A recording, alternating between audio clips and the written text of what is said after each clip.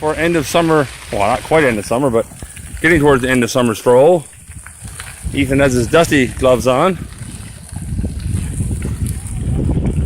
And looks like from the speedometer he's going 12, 10, whoa. 11. 10.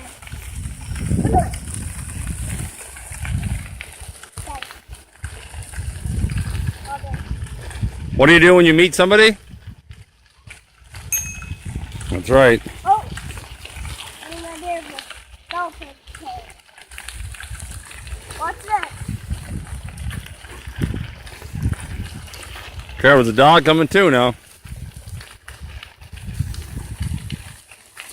I'm taking this challenge that they done one. This is kind of deep right here, so I'm gonna go into kind of deep. Okay.